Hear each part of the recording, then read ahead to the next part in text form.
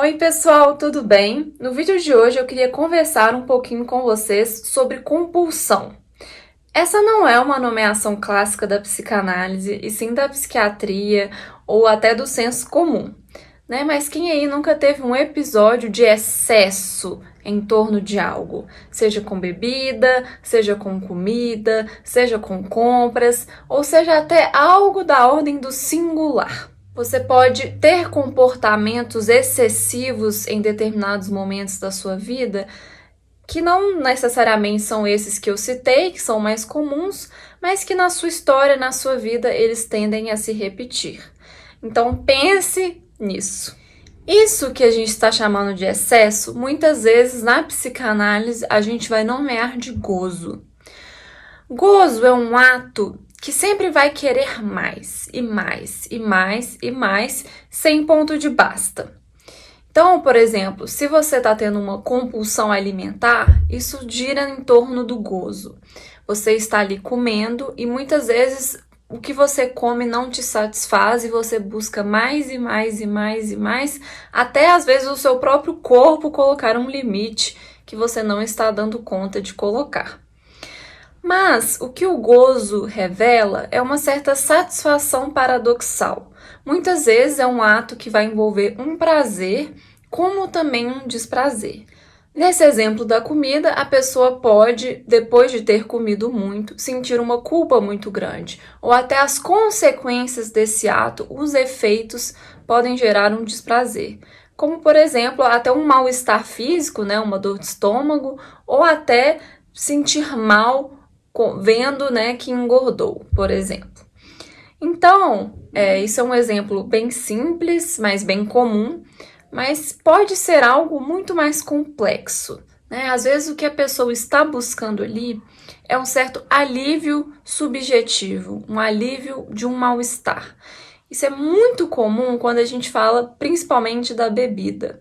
O álcool ele tem um efeito na civilização de servir mesmo como um alívio para o mal-estar de viver.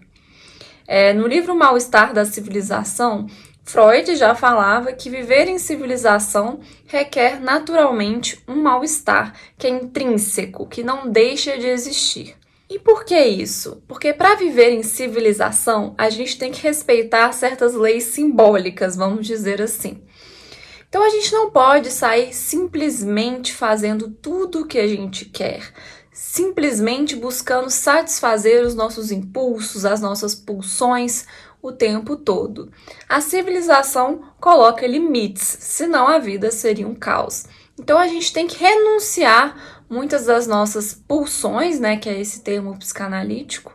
Então, renunciar muitas possibilidades de prazer para conviver em civilização. E a vida requer sacrifícios mesmos. A gente tem muitas demandas que a gente tem que atender. A gente tem que trabalhar, a gente tem que pagar conta, né? A gente não vive só para desfrutar dos nossos prazeres, dos nossos desejos. O desejo é muito importante na vida porque ele nos movimenta. Mas ninguém vive só de desejo, né? Então é muito importante conscientizar de que existe um mal-estar que faz parte da vida em civilização. Então, muitas vezes, esses excessos, eles também podem vir na tentativa de aliviar isso. Muitas vezes a pessoa também exagera na compra e naquele momento ela sente um certo alívio do mal-estar, né? Só que depois isso não se sustenta, isso vai embora. Então a pessoa vai querer comprar mais para repetir essa sensação. Só que depois de um tempo, aquela compra parou de fazer efeito, ela vai e compra mais. Então, mais um exemplo em cena para mostrar um pouco como que esse gozo funciona. Existe essa satisfação que muitas vezes está em torno desse alívio de um mal-estar, mas que o excesso também gera um desprazer e tende a fazer com que haja uma busca constante, infinita, em torno de preencher algo que não se preenche. Parte desse mal-estar também tem a ver com a falta constitucional e estrutural do sujeito, né? Porque algo sempre vai faltar, não existe plenitude, não existe completude, né? Na vida a gente sempre vai estar em busca de algo que está faltando. E muitas vezes as pessoas se angustiam diante de alguma falta na vida, ficam muito ansiosas e aí recorrem a esses excessos para tentar aliviar esse mal-estar provocado por essa falta, na tentativa de preencher o que não se preenche, né? A sensação de preencher, ela não se sustenta, ela é momentânea e depois ela vai embora e a falta aparece de novo. Então, as compulsões funcionam mais ou menos dessa forma. É claro que é muito importante avaliar a singularidade de cada caso.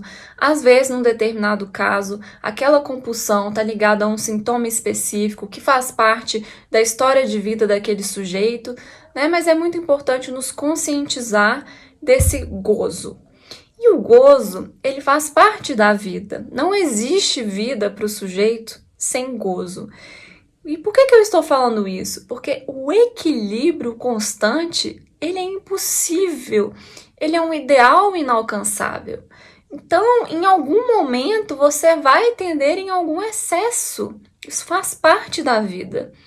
A questão é você ter essa conscientização e quando você se ver em algum excesso, você escutar isso e conseguir fazer um menos. Veja bem, não é tentar acabar com o gozo e com o excesso, porque isso uma hora vai retornar, mas é trabalhar esse menos, amenizar esse excesso. Muitas pessoas, por exemplo, né, na comida, depois de um episódio compulsório, ficam ali, às vezes, querendo compensar, né, e tentam ficar um tempo sem comer nada de prazeroso, né, restringindo excessivamente, e muitas vezes é isso que vai provocar que os episódios de compulsão retornem de forma mais intensa. Então é muito importante acolher isso também como parte da vida, trabalhando essa escuta e trabalhando menos. Mas é claro que não é algo simples de pôr em ação, isso requer muita elaboração.